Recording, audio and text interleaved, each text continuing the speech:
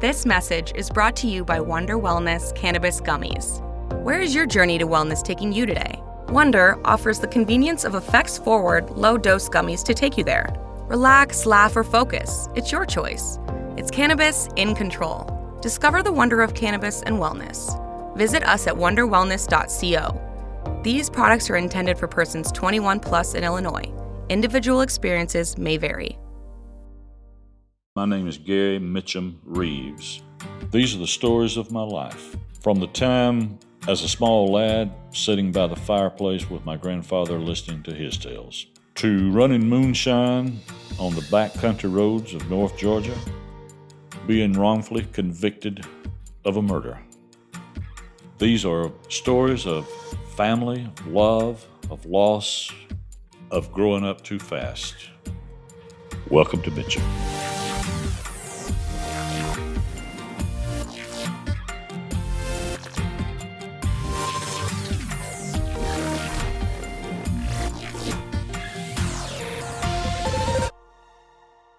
Let's roll.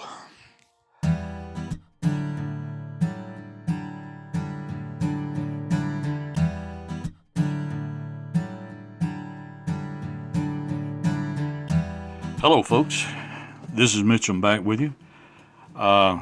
It's been a while, but we just wanted to touch base and see how you folks. Hope all you folks are good.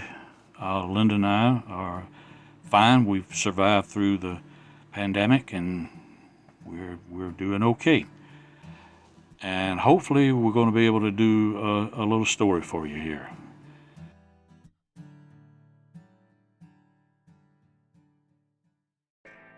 I wanted to bring y'all up to date on something that's happening in Rome that I'm really proud of, and I'm really thankful that it's something that's happening here. When we were doing the Mitchum podcast, I didn't get a lot of response out of Rome. Got no response from the public of Rome too much. But there was one little lady, Rosella Rowe Roberts, and she is amazing. She had listened to the Undisclosed, and then she got into the Mitchum podcast, and she's on Facebook, and I started seeing her, and she was really trying to tell everybody, y'all need to listen to this. So we became good friends. She's been here to the house with Linda and I, and she's a sweet lady. And so Facebook, you got us on Facebook. Well, but I still haven't gotten anything out of the Rome people in Rome who are in the public too much. So I got a phone call from a lady. Her name is Paula Blaylock. And she and they had her and John Hershey. He's a professor at the college here in Rome and does a TV show with Greg Shropshire. It's called Community Watch. Well, Paula contacted me and wanted to know if I'd be interested in meeting with them at the History Center in Rome. I thought, man, okay. So Linda and I, we go there and we meet with the folks there at the History Center. Had a long conversation with them. So they started planning. They said, well, look, we'd like you to do, Rome is doing these different features about Rome. But nobody has talked about the undercurrent of things that went on here in Rome. I said, you mean the blood, the guts, the killings, that kind of stuff? Yeah. So they came up with this thing called Notorious Nights. And we were set to do this thing back when the COVID hit, so we had to cancel it. Well, now there's a lady, Selena Tilley, and this lady knows a lot of history about Floyd County. And what I like with her is she had family who was in the liquor making business, in the transporting like I did. So they got this thing planned, again, Notorious Nights with Mitchum. Ain't that cool? They're going to have a working still set up, They're going to have my 1954 sitting out front, roped off, loaded with mason jars, and they're going to have a conversation with Mitchell. So John Hershey, who has done some TV interviews with me on the Community Watch, and you can get that on YouTube. Just go to YouTube and put that in. And the one thing I won't do anymore is get that close to the camera when we're recording. We're having to do Zoom. Well, I've done quite a few Zoom things, and I'm still having to kind of get used to that. And the last one we did, man, my face was up in that phone. I said, good Lord. But it's out there. It'll be out there. Ain't nothing I can do about it. So that's out there, and I think they're going to try to record this thing. They got a preview set up for August the 9th, I believe, yes. And then the thing with me will be September the 9th.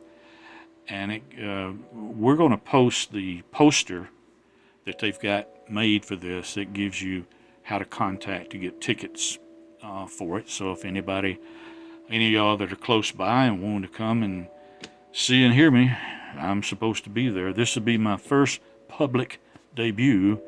I'm used to doing these with Rob, and Rob and I know how to work together and stuff, and he can fix anything I make a mistake with, but this is going to be live in person.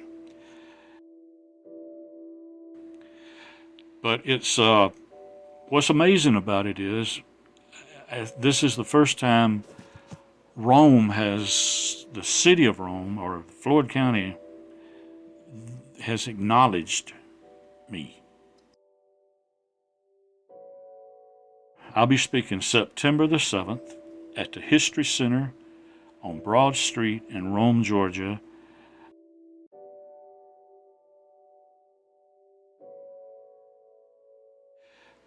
The tickets are going to be they're available to buy online.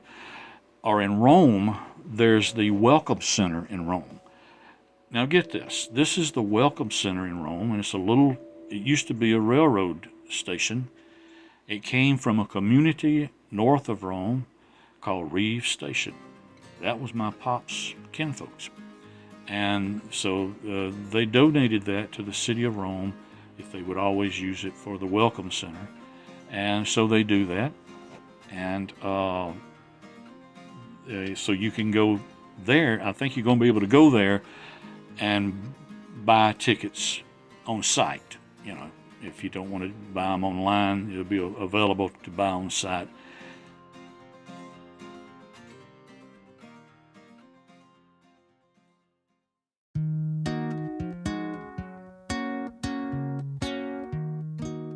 Okay, I've got a story for you that I've never told, and I was sitting out on the Mitchum porch, out on the Mitchum studio, a few nights ago before it got so hot like it is here now, and usually I have to see an automobile, and it'll trigger a story.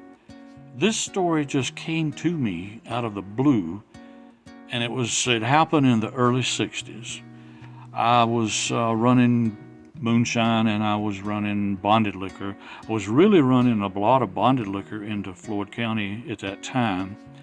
So this old guy I know, he wanted me to help him kind of get started. He wanted to start bootlegging. I was running bonded liquor out of Chattanooga and Atlanta, both places, but mostly out of Chattanooga at this time. It was closer to us, one reason. So nobody named Bill, he asked me if I could help him get started bootlegging. He wanted to bootleg bonded liquor, but he didn't want to drive and try to, I could have connected him up with a liquor store in Atlanta that would sell to him, but he didn't want to go that. He just said, no, man, you bring it to me and charge me whatever you charge. So I had this 50 Mercury, a 1950 Mercury at that time, black 50 Mercury. I'd been running good with. So I go into Chattanooga on a Saturday, and now this guy lived in Floyd County on the north side of town, and he had a long driveway. Well, it was a one-way driveway. And also, he wanted me to bring him back some personal liquor, some quarts of Wild Turkey 101. This story, by the way, is about being chased by wild turkeys. He wanted to get started with, like everybody else, you would buy half pints and pints of bourbon and blend. And that half pints came like 48 of them to a case. Pints came 24 to a case. So I pick him up. I get what he wants, and I pick up some wild turkey. Now, wild turkey is expensive now, and it was expensive then. But I got to tell you, it was a real good bourbon, Kentucky bourbon. My brother Harold, he drank it. So I pick up, get loaded with what I need to bring back for him to get started with, to start selling, plus a case of 101 proof wild turkey. And I get back to his home, and so I go down this long driveway. Everything seems good. Seems, nothing suspicious around to get unloaded with. And I get in there. Well, he grabs that case of wild turkey and takes off into his house. So I'm out where we put his liquor. He had a little building out there that we're stashing it in, and I'm unloading the car. And then I start hearing a awful racket, screaming and carrying on and noise. I mean, man, I hadn't finished unloading yet, so I didn't know, do I need to take off now? What's up? And then he came running out of the house covered in blood. And I thought, man, has he been shot? Or are they after him? What's up? And the man his head was bleeding. In a little while, then here come behind him his wife, and she was throwing those quarts of wild turkey, had already hit him in the head with I don't know how many bottles. And what he had failed to do was he had failed to tell her what he was up to, and he'd failed to tell me what he was up to. And it was a mess. So I couldn't finish unloading. And so he jumps in my car. He says, man, get me to the hospital. Hell, I can't take you to the hospital with this liquor. She's throwing wild turkey bottles at him and me now, and hits my car. I get him in the car. He's blood all over my seat. He's bleeding. And she's that long driveway I talked about. So I take off. Still got part of the liquor in the trunk. She's chasing us down this driveway. It's a gravel driveway, and she is still throwing wild turkey. Now, I've been chased by a lot of things, a lot of people, a lot of cars, but man, I ain't never been chased by anybody throwing wild turkey bottles at me. So, here we go. What I'm worried about now is she called the cops. So the cops going to be out. So, who do I call? Well, guess. Brother Doyle. I said, Brother Doyle, you're going to have to meet me. I stopped at that country store out there in the country where we used to go and stash stuff. And so I said, you got to meet me. I got this man bleeding all over the place, and bring some help. So he brought this, he meets me in a different car, and he brings this woman who was, I think she was worked as a part-time nurse or had been a nurse. Anyway, she knew how to stop the bleeding and how to get him sewed up. And so there we are. We out there in the country. And now I got to get that car stashed, and I got to get the liquor out of the car. See, I still had other people's liquor in that car. Not just his, but I still had some other people, some other customers. And it was a mess. Needless to say, the old boy did not make it in the bootlegging business.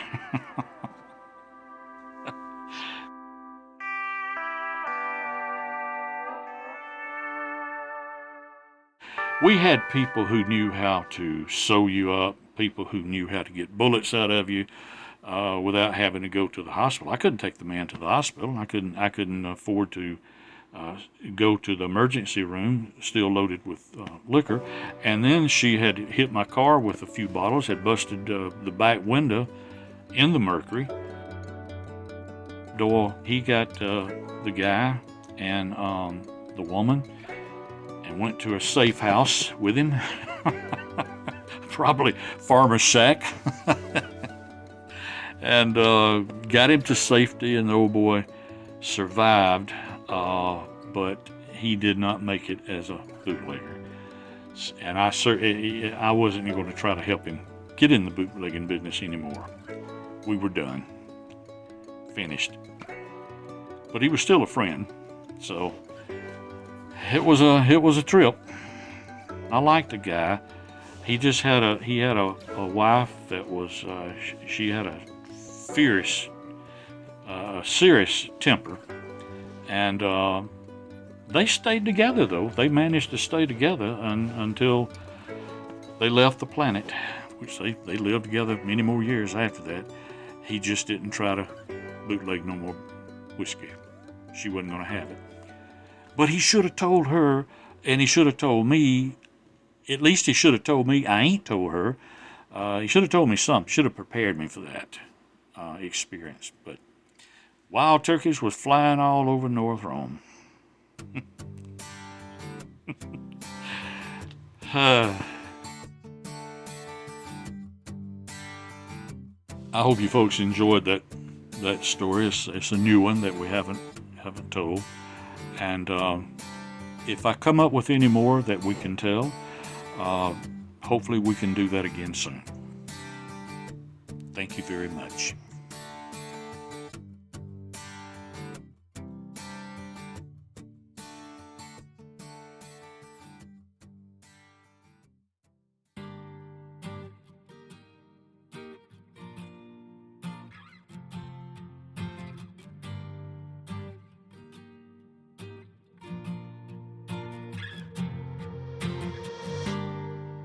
Mitchum is produced, edited, and scored by Rob Goki and Ali Sine Productions. We'd love to hear from you. You can find us on Twitter and Instagram at MitchumPod, and there's a Mitchum Facebook page and a group for questions and discussions. If you like the podcast, we'd appreciate you taking a few minutes to leave us a 5-star review on iTunes. It means so much to the podcast and how it's discovered by other people. And if you don't have time for a review, it just takes a few seconds to give us a 5-star rating.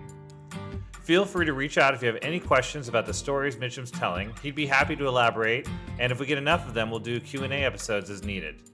And finally, Mitchum wouldn't be possible without Susan, Robbie, and Colin of the Undisclosed Podcast and the tireless people at the Georgia Innocence Project. Susan Simpson brought Mitchum's case to Undisclosed and shared it with the world, and we're forever grateful to all of them. We'll be back next week with a new episode.